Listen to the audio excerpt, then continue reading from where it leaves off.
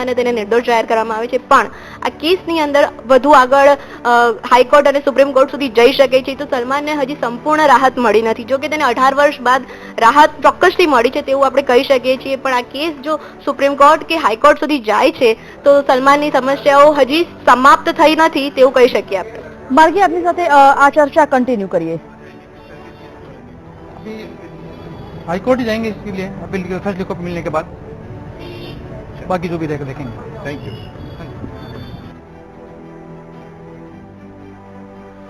માર્ગી, જે રીતે અત્યારે આપણે સમગ્ર સલમાન કેસ પર વાત કરી રહ્યા છીએ, આપે જણાવ્યું કે આ આખો કેસ અત્યારે જે રાહત સલમાનને આપવામાં આવી છે, પરંતુ એ 100% સંપૂર્ણ રાહત એટલા માટે ન કહી શકાય, કારણ કે આગળ હાઈકોર્ટ કે સુપ્રીમ કોર્ટમાં અપીલ કરવામાં આવે તો કદાચ આ આખો કેસ નવો વળાંક લઈ શકે છે. અત્યારે જ એક વકીલ દ્વારા જે નિવેદન આપવામાં આવ્યું છે, એ વકીલે પણ સ્પષ્ટપણે પોતાના નિવેદનમાં જણાવ્યું છે કે હવે આ કેસને હાઈકોર્ટમાં પડકારવામાં આવશે. હાઈકોર્ટમાં જો આ કેસ જાય છે તો પછી નવો વળાંક કેવો આ કેસમાં અને સલમાન માટે મુશ્કેલી કેટલી વધી તેમ છે? જી ચોક્કસથી સંજીવની, જો આ કેસ હાઈકોર્ટમાં જશે તો ફરીથી આ આર્મ્સ એક્ટ ગેરકાયદે હથિયાર રાખવા મામલે સલમાન ખાનને ઓછામાં ઓછા 3 વર્ષ અને વધુમાં વધુ 7 વર્ષની સજા થઈ શકે છે. આપને જણાવી દઈએ કે જ્યારે આર્મ્સ एक्ट हेठળ मार्गी, आपने रोकवा मांगे છે, આ ચર્ચા ફરી कंटिन्यू કરીએ છીએ. उसमें ही जब सलमान खान का कोई इन्वॉल्वमेंट ही नहीं था तो फिर ये केस में तो सवाल ही नहीं पैदा होता कि आर्म्स इस्तेमाल ही कहाँ हुए, तो ये छूटना ही था.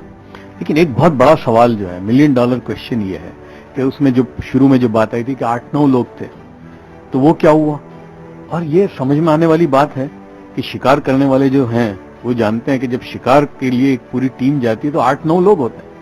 तो ये कैसा शिकार था कि एक ही आदमी गाड़ी चला रहा था अंधेरे में, रात के बिल्कुल आखिरी हिस्से में, पहली मर्तबा उस इलाके में गया है, गाड़ी भी वही चला रहा था, बंदूक भी उसने ही चलाई, गोली भी उसने ही चलाई. तो बाकी तो ये तभी से लगता था कि ये केस जो है बेबुनियाद है, इसमें उनको छूटना ही था. आज सलीम खान से आप सुबह में मिले वॉकिंग, तो क्या बात हुई और क्या? बस नहीं, सलीम साहब कह रहे थे कि इंशाल्लाह छूट जाएगा. हाँ, मेरी बात हुई थी सलीम साहब से, सुबह में ही बात हुई थी मेरी.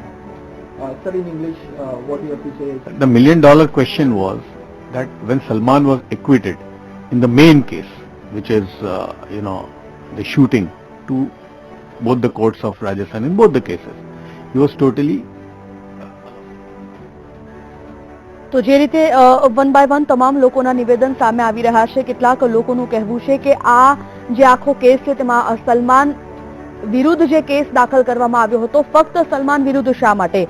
જ્યારે એટલે કે 1998માં આ કેસ દાખલ થયો, 1998માં સલમાન આરોપી જાહેર થયો, ત્યારે સલમાન સાથે ન ફક્ત 8 થી 9 લોકો જોડાયેલા હતા. અત્યારે આ કેસમાં ફક્ત સલમાનનું નામ શા માટે? 8 થી 9 લોકોનું શું થયું? શું ખરેખર આ કેસ બેબુનિયાદ હતો કે કેમ? અને સાથે જ સલમાન આ કેસમાં છૂટવાનો જ હતો તેવી કેટલાકે વિશ્વાસ પણ વ્યક્ત કર્યો છે. તો આ તરફ સલમાનના જે વિરોધીઓ છે તેઓનું ક્યાંક ને ક્યાંક કહેવું છે કે આ આખી જે વાત છે તેને હાઈકોર્ટમાં પણ પડકારવામાં આવશે. ફરી એકવાર જોડાઈએ છીએ માર્ગી સાથે. માર્ગી, અત્યારે જ થોડી વાર પહેલા આપણે વાત કરી કે વાત આપણી ચાલી રહી હતી હાઈકોર્ટમાં, જ્યારે આ કેસ પડકારવામાં આવશે ત્યારે સલમાનની મુશ્કેલી કેવા પ્રકારની વધી શકે છે એની પર કન્ટિન્યુ કરીશું ચર્ચા. બીજી તરફ કે આ આખા કેસને બેબુનિયાદ કેટલાક વકીલો ગણાવી રહ્યા છે. તેમનું કહેવું હતું કે આ કેસમાં ન ફક્ત સલમાન જોડાયેલો હતો, પરંતુ 8 થી 9 લોકો જોડાયેલા હતા.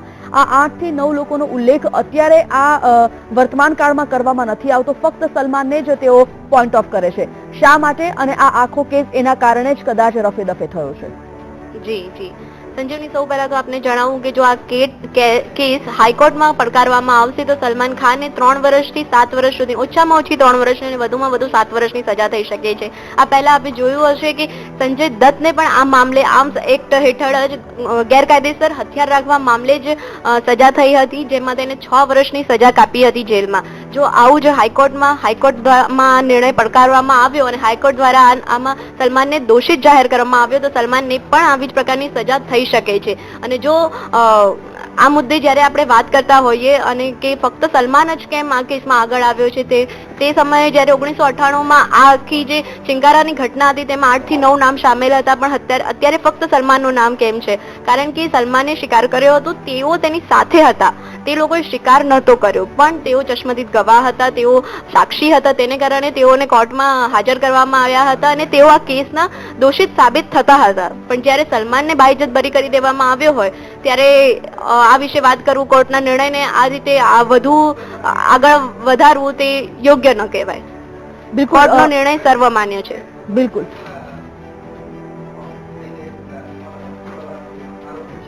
But the fact that the conclusion drawn is that he is found not guilty is enough for Salman to heave a sigh of relief. So will it also have an impact on these other cases with Blackrock coaching? It cannot be said because see, number one, that we have not yet read this judgment, and number two is that it is possible that a person who is accused of various offences may be acquitted in one case and may not be acquitted in the other.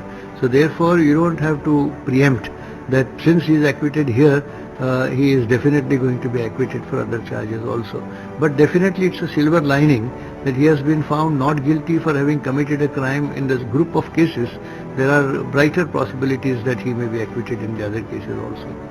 Sir Hindi में जानकारी दिया गया court के द्वारा क्या देखिए, ये arms act जो है वो हथियार के संबंध में है. इसमें अगर किसी आर्म्स एक्ट के किसी प्रावधान का उल्लंघन किया गया हो तो उस सूरत में उस पर इल्ज़ाम लगाए जाते हैं.